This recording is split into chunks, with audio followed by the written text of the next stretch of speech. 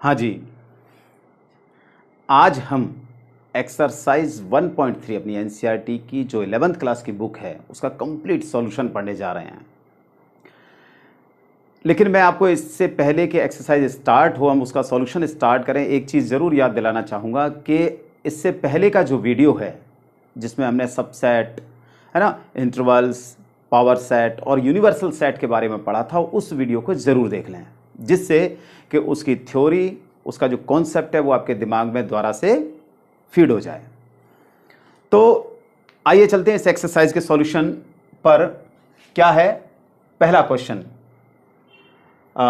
Exercise 1.3 का पहला question है, make correct statements by filling in the symbols subset और is not subset in the blank space. ध्यान रखिए कौन सा सिंबल हमें इस्तेमाल करना है, सबसेट और सबसेट नहीं, not subset, is not subset, है ना।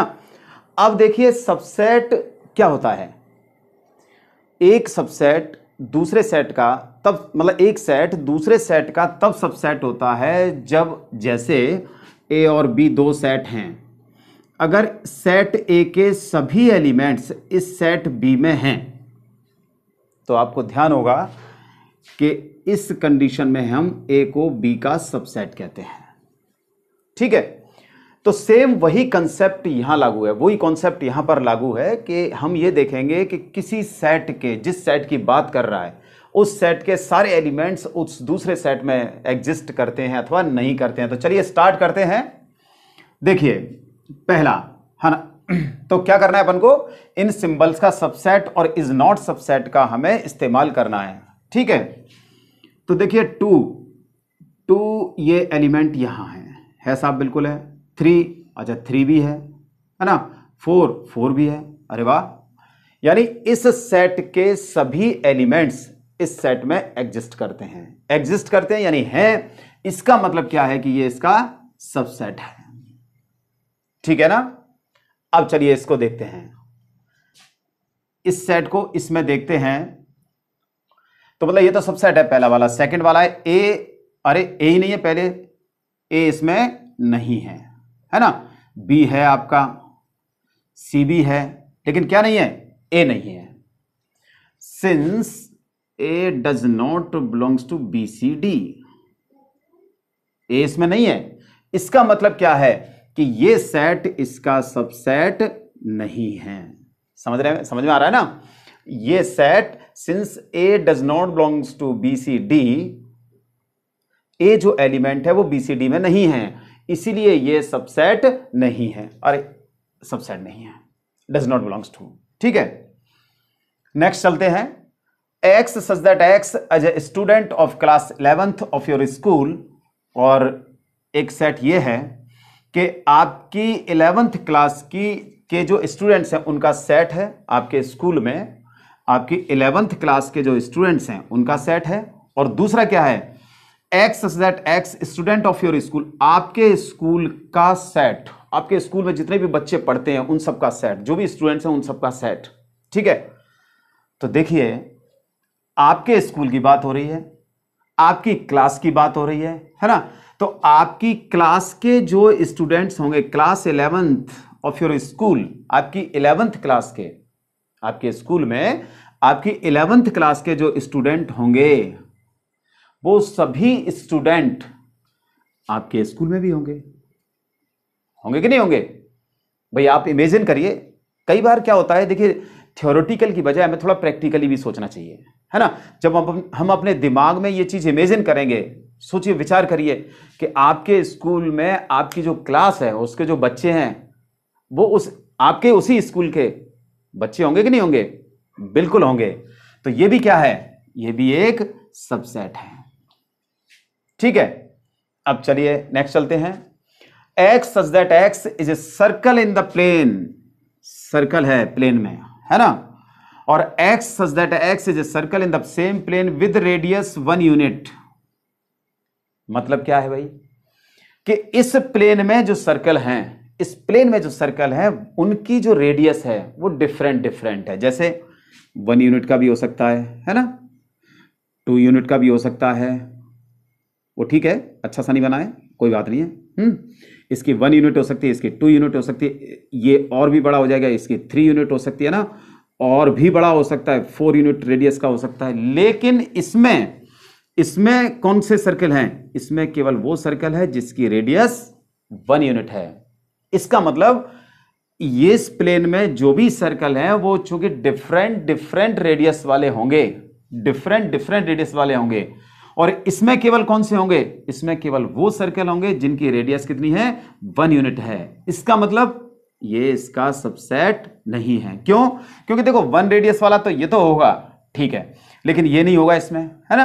3 रेडियस वाला नहीं होगा इसमें, 4 रेडियस वाला नहीं होगा ना। और भी तो हो सकते हैं इसमें 5 radius, 6, 7, 8, 9, 10, 11 and so on, different होंगे, ठीक है। तो ये इसका सबसेट नहीं है। अगला, x such that x is a triangle in a plane। हो, ट्राइंगल है इसमें, सब तरह के ट्राइंगल हैं, है ना, सब तरह के ट्राइंगल हैं इसमें, ठीक है। x such that x is a rectangle in the plane। Rectangle, ये रेक्टेंगल है, डिफरेंट हो सकते लेकिन क्या होंगे? ये सभी रेक्टेंगल होंगे, ठीक है, सभी रेक्टेंगल होंगे। तो इस सेट के जो एलिमेंट्स हैं वो तो ट्राइंगल हैं, इस सेट के जो एलिमेंट है वो रेक्टेंगल्स हैं, ठीक है ना। डिफरेंट रेक्टेंगल बहुत सारे रेक्टेंगल होंगे। तो ये जो ट्राइंगल है ये रेक्टेंगल में नहीं होंगे, इस सेट में नहीं होंगे। इसका मतलब क्या हुआ है? इसका मतलब हो गया कि ये इसका सबसेट नहीं है, ठीक है। अच्छा, अब next, x such that x is an equilateral triangle। Equilateral triangle, इसमें ये इक्विलेटरल ट्राइंगल है। x such that x is a triangle in the same plane। अब इसमें इक्विलेटरल ट्राइंगल भी हो सकते हैं, है ना, राइट एंगल ट्राइंगल भी हो सकते हैं, आइसोसेल भी हो सकते हैं, सब तरह के हो सकते हैं इसमें, ठीक है ना। तो इसका मतलब यह है कि इसमें तो केवल इक्विलेटरल ट्राइंगल होंगे, ये होंगे इक्विलेटरल ट्राइंगल, और इसमें केवल ट्राइंगल होंगे। ट्राइंगल का मतलब इक्विलेटरल भी होंगे, आइसोसेल भी होंगे, राइट एंगल ट्राइंगल भी होंगे। तो क्या हो गया? ये इसका सबसेट हो जाएगा। भाई इक्विलेटरल ट्राइंगल भी तो होगा इसमें, ठीक है ना। नेक्स्ट चलते हैं, x such that x is an even natural number। अच्छा, इवन नेचुरल नंबर कौन से होते हैं? 2, 4, 6 एंड सो ऑन, है ना। x such that x is an integer। अच्छा, इंटीजर्स कौन से होते हैं? 0, +-1, +-2, +-3, +-4 एंड सो ऑन। मतलब यह है कि जो इवन नेचुरल नंबर है वो भी तो इंटीजर्स ही होते हैं, वो भी क्या होते हैं? इंटीजर्स ही होते हैं। ये इवन नेचुरल नंबर है वो भी क्या होंगे? इंटीजर्स ही होंगे। इसका मतलब क्या हो गया कि ये जो सेट है वो इसका सबसेट है, ठीक है ना। तो सबसेट के लिए जरूरी ये है कि हम ये ध्यान रखें कि अगर सेट ए के सभी एलिमेंट्स सेट बी में एग्जिस्ट करते हों, सेट ए के सभी एलिमेंट्स सेट बी में एग्जिस्ट करते हैं, तब तो वो सेट मतलब जो ए है वो बी का सबसेट होगा। अदरवाइज अगर एक भी एलिमेंट, सेट ए का एक भी एलिमेंट सेट बी में नहीं है तो फिर वो सेट ए उसका सेट बी का सबसेट नहीं होगा, ठीक है। नोट कीजिए।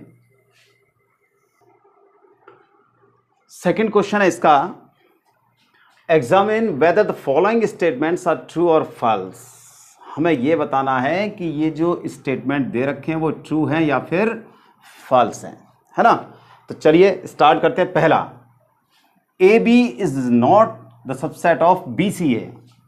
अब देखिए हमें यह बताना है कि ये ट्रू है या फॉल्स है। तो पहले तो ये देखिए कि ये इसका सबसेट है अथवा नहीं है ना। अब देखिए ए जो है ना, ए इसमें है, ठीक है, बी ये भी है, इट मीन्स ये तो इसका सबसेट हो गया। ए इसमें है, बी इसमें है, इसका मतलब ये सेट इसका सबसेट हो गया, है ना। ये सेट इस सेट का क्या हो गया? सबसेट हो गया। जबकि ये कह रहा है इज नॉट सबसेट, इसका मतलब क्या है? ये कैसा है? फॉल्स है, ठीक है। अच्छा, सेकंड देखिए, A E is the subset of x such that x is a vowel in the English alphabet. तो ये जो दूसरा सेट है वो है इंग्लिश अल्फाबेट, जो वॉवेल्स हैं इंग्लिश अल्फाबेट में उनका सेट। तो चलिए बनाते हैं पहले अपन इसको। ये हो गया ए ई सबसेट। वॉवेल्स लिखिए ए ई आई ओ यू, और वैसे भी ए और ई ये भी इंग्लिश अल्फाबेट के जो वॉवेल्स होते हैं वही होते हैं। तो देखिए ए है इसमें, ये रहा है ना, ई ये रहा। इसका मतलब क्या है कि ये इसका सबसेट है और ये स्टेटमेंट में कह रहा है, तो मींस ये क्या है, ट्रू है। ठीक है, अच्छा इसको देखते हैं। 1 2 3 इज द सबसेट ऑफ 1 3 5, ये जो सेट दे रखा है उसका सबसेट है। तो इसमें तो क्लियर दिख रहा है आपको, 1 है, 3 है, लेकिन क्या नहीं है, 2 नहीं है। इसका मतलब ये कैसा है, since 2 does not belongs to 1 3 5, so ये कैसा हो गया, ये हो गया फॉल्स। ठीक है, आपको करेक्शन नहीं करना है, आपको सिर्फ ये बताना है कि ये जो स्टेटमेंट है वो ट्रू है अथवा फॉल्स है। ठीक, अब इसको देखिए फोर्थ, ए ये जो सेट है वो एबीसी का सबसेट है। बिल्कुल सही है, क्योंकि ए यहां पर एलिमेंट है और ए यहां पर है, इसका मतलब क्या है, ये ट्रू है। ठीक है, इसको देखिए, ये सेट इसका सेट का एलिमेंट है। आपको ध्यान होगा इससे पहले जब हमने सबसेट पढ़ा था तो उस समय बताया था कि हम जो मिस्टेक करते हैं वो यहीं आकर के करते हैं। ठीक है ना, और क्या मिस्टेक करते हैं, हम ये भूल जाते हैं कि ये जो सिंबल है वो किसके लिए इस्तेमाल होता है। एक्चुअली ये जो सिंबल होता है सबसेट का, ठीक है ना, ये सेट के लिए इस्तेमाल होता है, सेट कंप्लीट सेट के लिए। ये जो एप्सिलॉन का जो होता है ये एलिमेंट के लिए यूज करते हैं। किसमें यूज करते हैं, एलिमेंट के लिए। तो यहां देखिए कि क्या ये जो सेट है वो इस सेट का, एबीसी का एलिमेंट है, नहीं है। ए तो एलिमेंट है लेकिन ये कंप्लीट सेट नहीं है इसका। Means since a belongs to ABC, है ना, but set A does not belongs to ABC, does not belongs to ABC। इसका मतलब क्या है, ये कैसा स्टेटमेंट है, फॉल्स है। ठीक है, लेकिन ध्यान दीजिए कि ये सही कैसे होता। अगर ये लिखा होता है, अगर ये कहीं किसी क्वेश्चन में ये लिखा होता, ठीक है ना, तो ये सही किस कंडीशन में होता, इस कंडीशन में तो नहीं है क्योंकि ए इसका एलिमेंट तो है लेकिन इस सेट इसमें नहीं है। तो फिर कैसे करेक्ट होता, देखिए ध्यान से, ये करेक्ट तब होता जब सेट ए और इस तरीके से लिखा होता,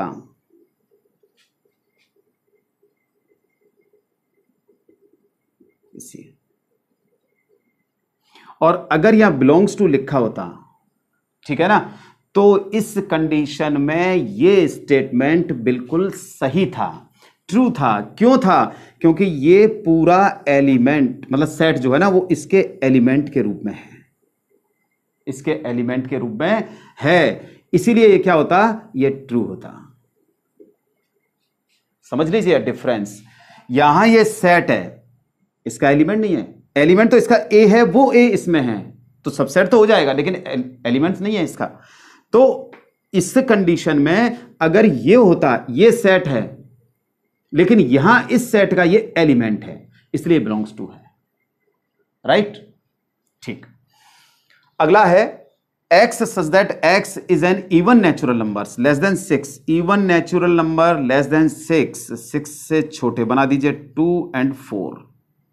ठीक है, सबसेट है x such that x is a natural number which divides 36, 36 को डिवाइड करते हैं वो नेचुरल नंबर।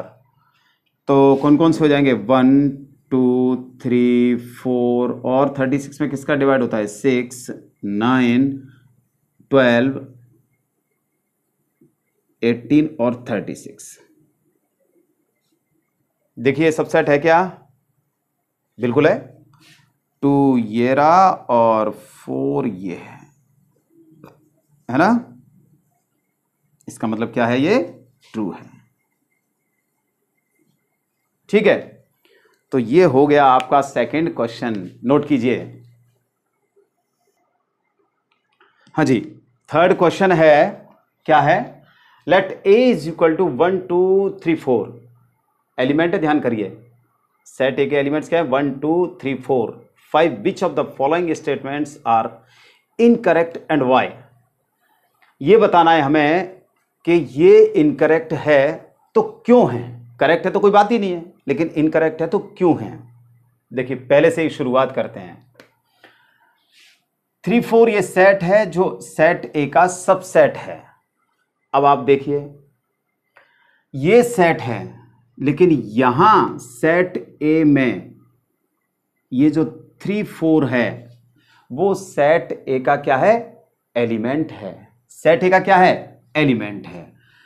तो since 3 4 is the element of A, इसलिए ये जो स्टेटमेंट है वो कैसा है, इनकरेक्ट है। और क्यों है, क्यों, क्योंकि 3 4 जो है वो ना सेट ए का एलिमेंट है। यानी सेट ए के एलिमेंट्स कौन कौन से हैं, कौन कौन से हैं, 1 है, 2 है, 3 4 है, 5 है, ठीक है ना। और ये कह रहा है कि 3 4 इसका सबसेट है। ये जब सेट है ही नहीं, 3 4 सेट नहीं है, सेट नहीं है, क्या है, सेट ए का एलिमेंट है। तो सेट ए का एलिमेंट होने के कारण ये जो स्टेटमेंट है वो इनकरेक्ट है, ठीक है ना। वास्तव में 3 और 4 जो यहां लिखे हुए हैं सेट के रूप में, वो सेट ए के एलिमेंट हैं, सेट ए के क्या है, एलिमेंट हैं, ठीक है। अब ये तो करेक्ट है, क्यों करेक्ट है, क्योंकि 3 4 सेट ए के एलिमेंट्स हैं, ठीक है। अब यहां देखिए 3 4, ये 3 4 सेट ए के एलिमेंट है, ये एलिमेंट्स हैं, यानी जैसे यहां थे ना, ये क्या था, ये एलिमेंट था। यानी ये जो है ना, ये एलिमेंट है, ठीक है। लेकिन जब ये ब्रैकेट में क्लोज कर दिया, हमने करली ब्रैकेट में क्लोज कर दिया, तो ये बन गया सेट। क्या बन गया, ये सेट।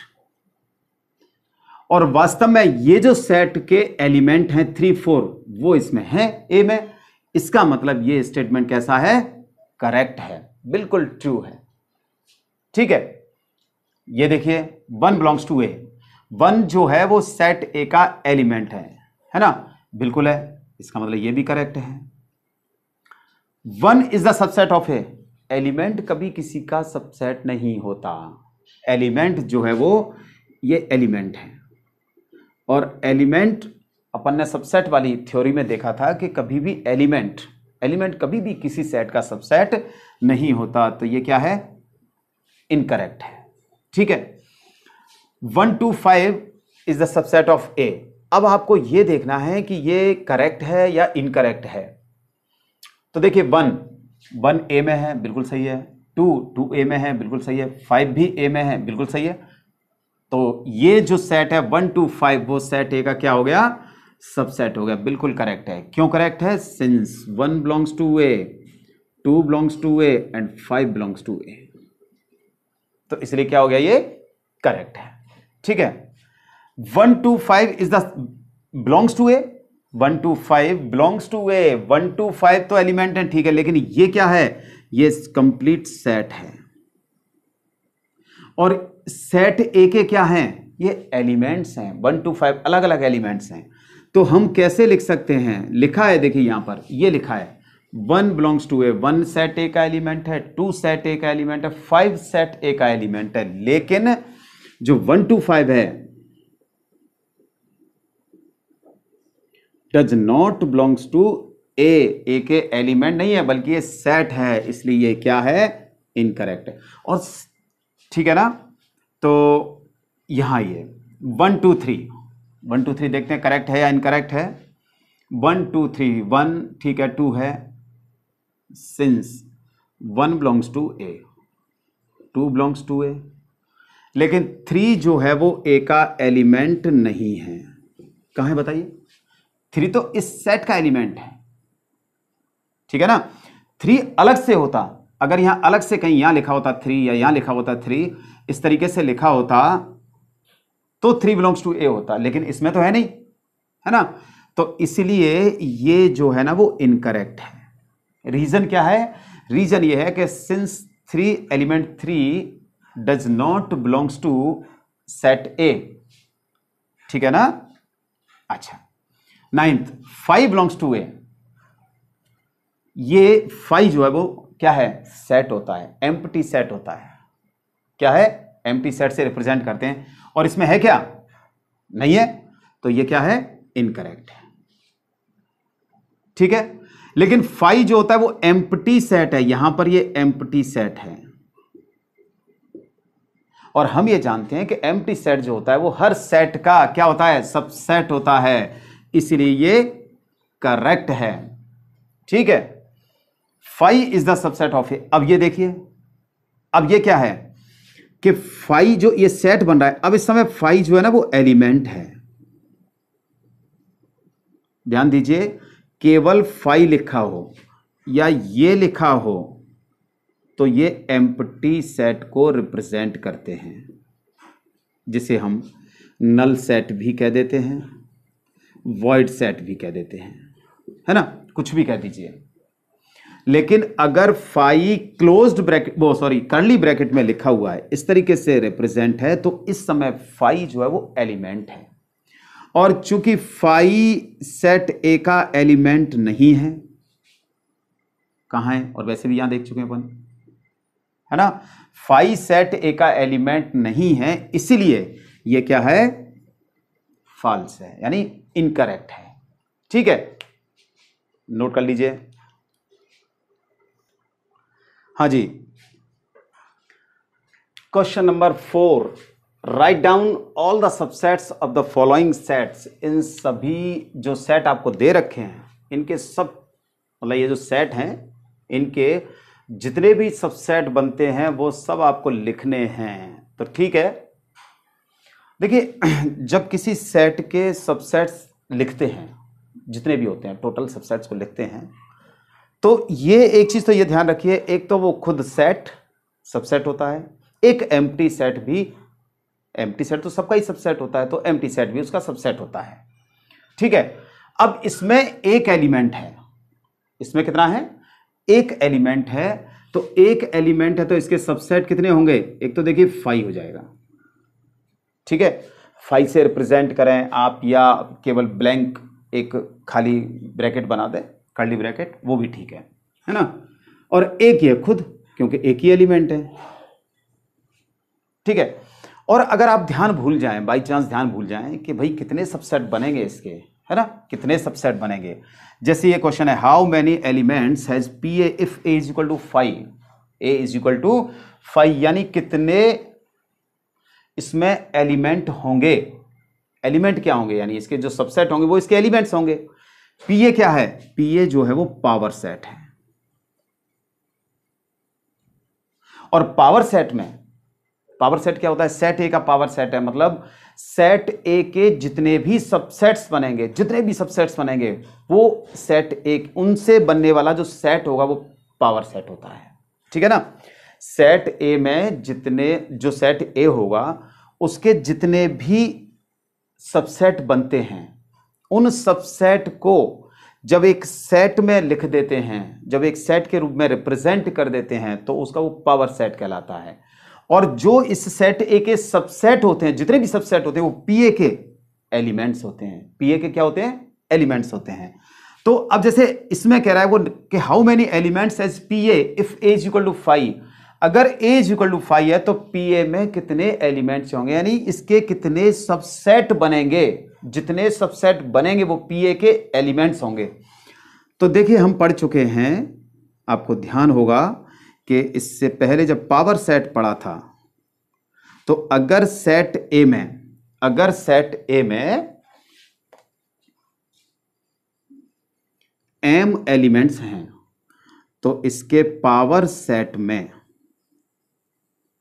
कितने एलिमेंट्स होते हैं? 2 to the power m। अब यहां a में कितने हैं? 0 एलिमेंट है। 5 कोई एलिमेंट थोड़ी है। 5 क्या है? एम्प्टी सेट है। ये 5 क्या है? एम्प्टी सेट है। तो इसमें नंबर ऑफ एलिमेंट्स कितने होंगे? 0 होंगे। तो number of elements in PA 2 to the power 0 यानी 1 होगा। ठीक है ना। तो हम इस तरीके से पता कर सकते हैं, यानी किसी सेट A में, अगर किसी सेट A में, ठीक है ना, सेट A में m एलिमेंट्स हों तो जो टोटल नंबर ऑफ सबसेट होते हैं वो होते हैं 2 to the power m। अब इसमें कितने एलिमेंट हैं? 1। इसमें कितने एलिमेंट्स हैं? 1 है। ठीक है ना। तो टोटल सबसेट्स कितने हो जाएंगे? टोटल नंबर ऑफ सबसेट्स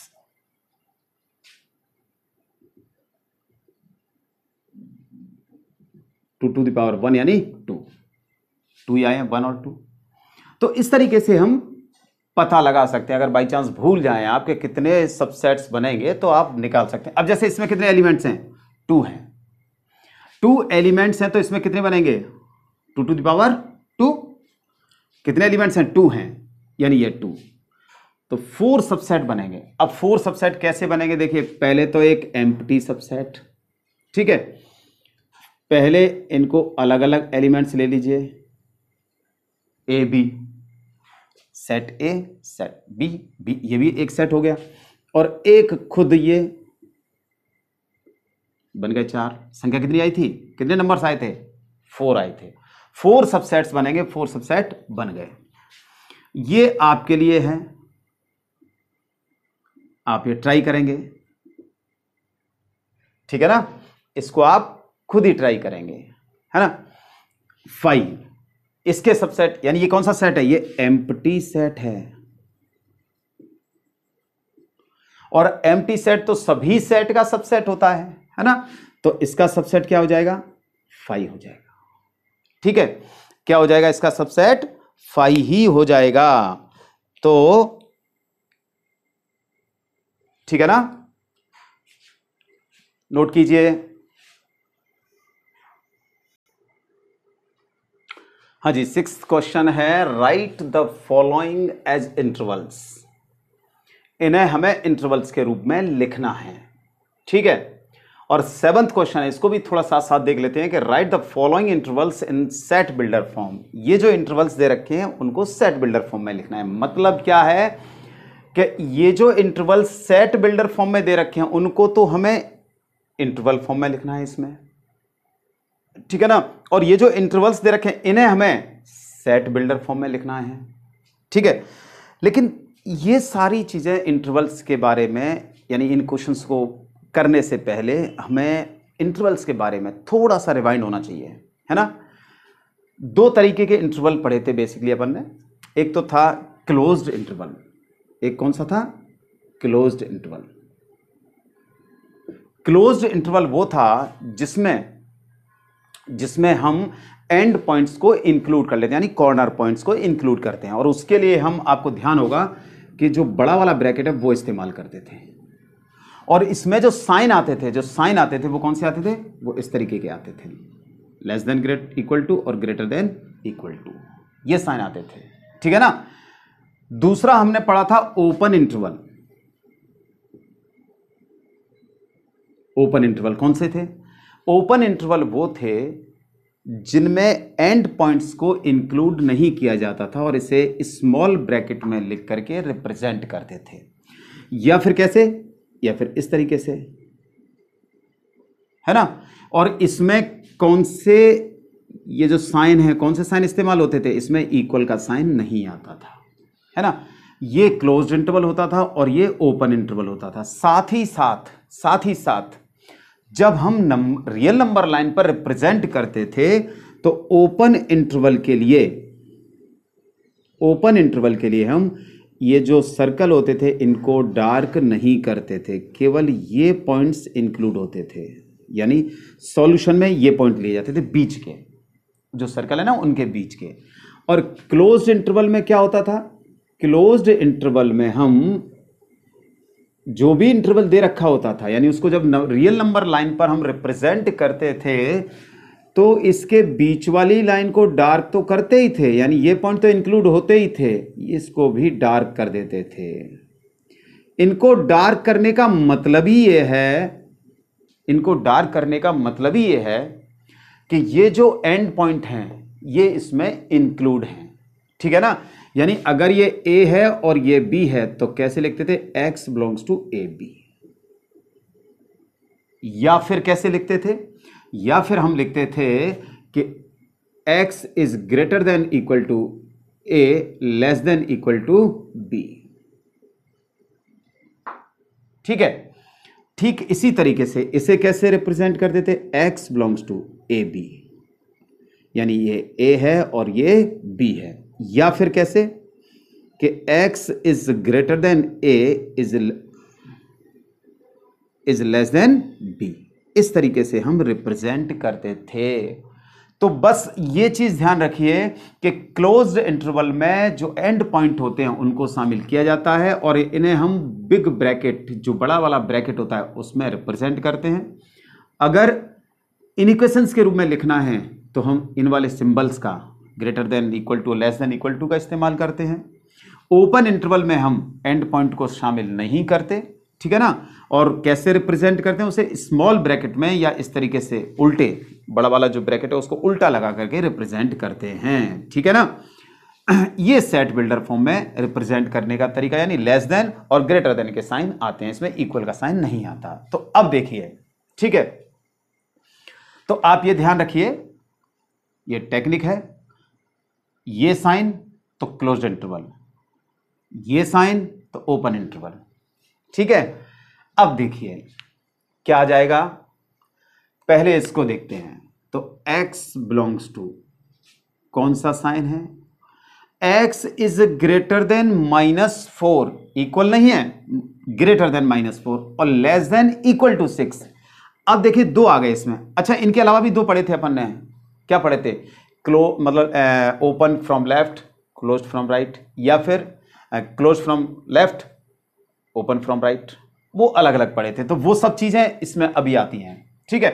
तो x belongs to, x is greater than -4, equal नहीं है तो कौन सा ब्रैकेट लगेगा, स्मॉल, -4, यानी open from left but closed from right, less than equal to का साइन है तो क्लोज्ड इंटरवल हो गया, ठीक है।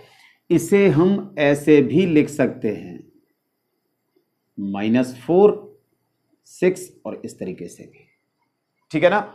जैसे आपको कंफर्टेबल लगे, जैसे आपको इजी लगे, उस तरीके से आप लिखना। Second, x is that x belongs to r, और x क्या है, x is greater than -12 is less than -10, equal नहीं है कहीं भी। तो ये कौन सा इंटरवल है, ये ओपन इंटरवल है। ये क्या था, open from left and closed from right, है ना। तो क्या हो जाएगा, ये x belongs to -12 -10, open interval हो गया। इसको देखिए, x is that x belongs to r, और x जो है वो ग्रेटर देन इक्वल टू 0 और लेस देन 7 है। तो क्या हो गया भाई, लेफ्ट से तो ये क्लोज हो गया और राइट से कैसा हो गया, ओपन हो गया। देखो ध्यान से, ये वाले सिंबल तो ओपन इंटरवल, ये सिंबल जिसमें इक्वल का भी साइन है तो क्लोज्ड इंटरवल, ठीक है।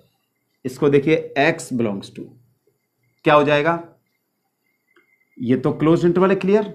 x is greater than equal to 3 and less than equal to 4, तो कौन सा इंटरवल है, ये क्लोज्ड इंटरवल है, 3 4, ठीक है ना। लिखना चाहे आप लिख सकते हैं क्लोज्ड इंटरवल,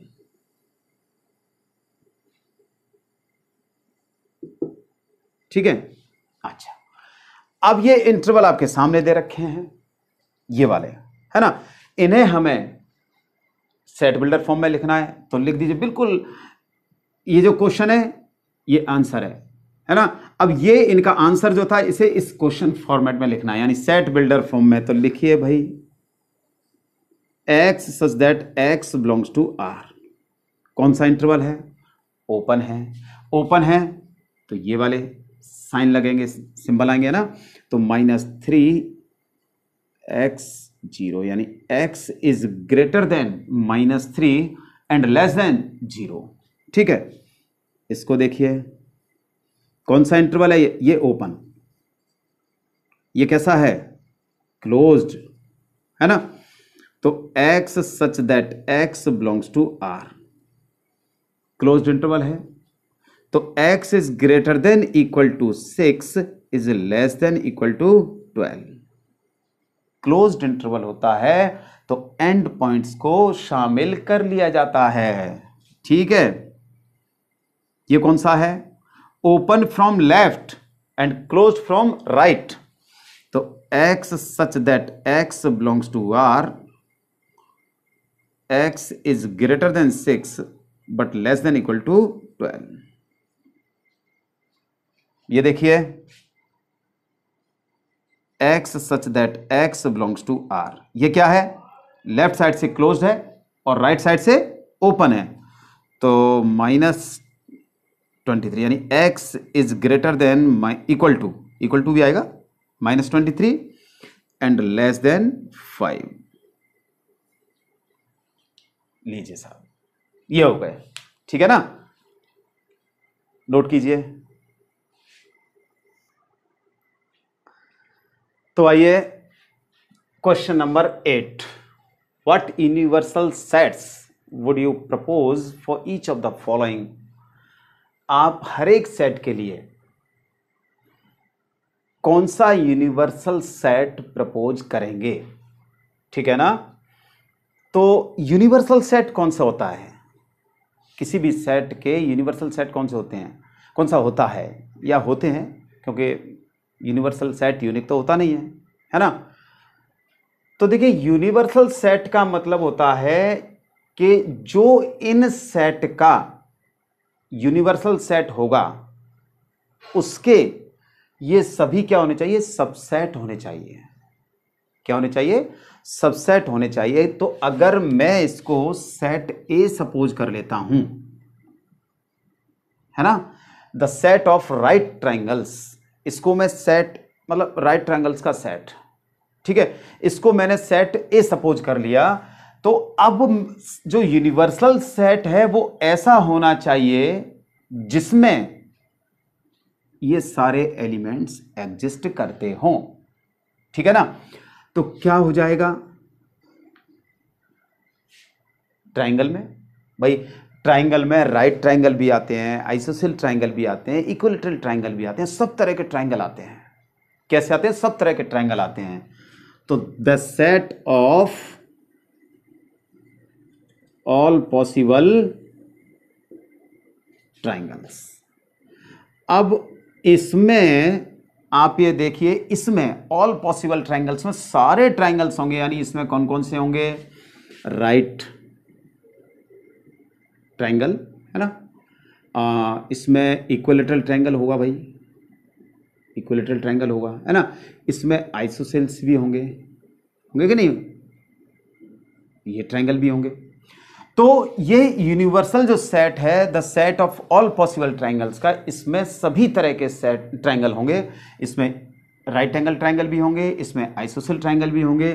तो इन दोनों के लिए यूनिवर्सल सेट क्या हो जाएगा, the set of all possible triangles, क्योंकि इसमें सब तरह के डिफरेंट टाइप के सारे ऑल पॉसिबल ट्राइंगल्स इस यूनिवर्सल सेट में होंगे, ठीक है।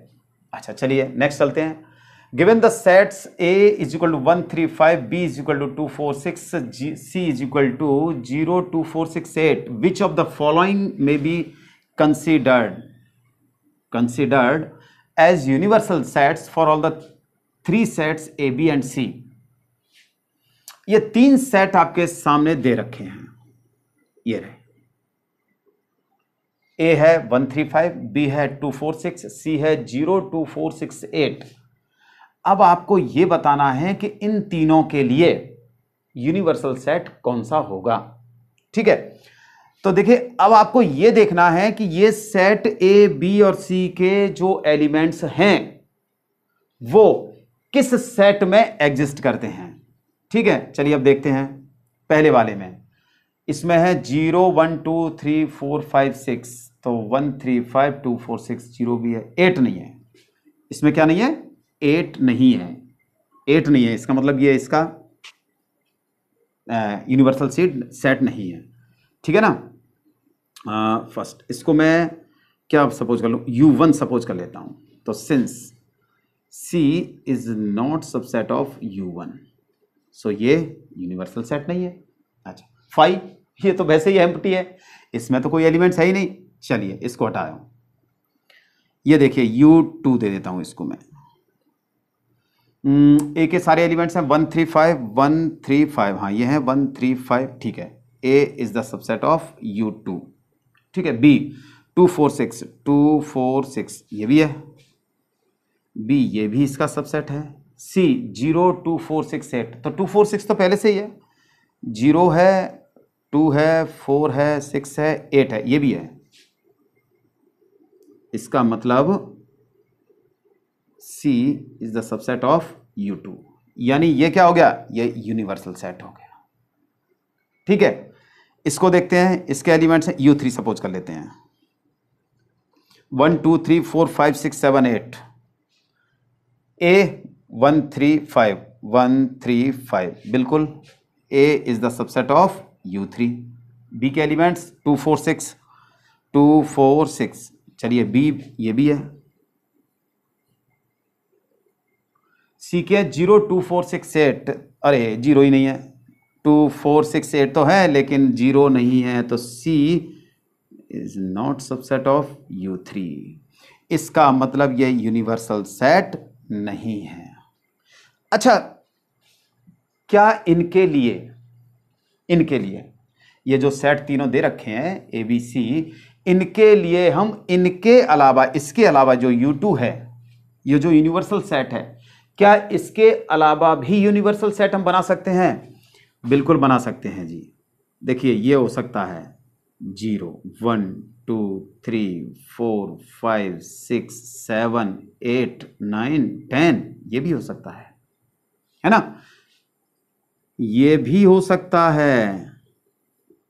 यानी आप बहुत सारे यूनिवर्सल सेट तैयार कर सकते हैं, ठीक है ना, डिफरेंट बना सकते हैं। इसीलिए ये जो सेट होते हैं, जो यूनिवर्सल सेट होता है, वो यूनिक नहीं होता। नोट कीजिए।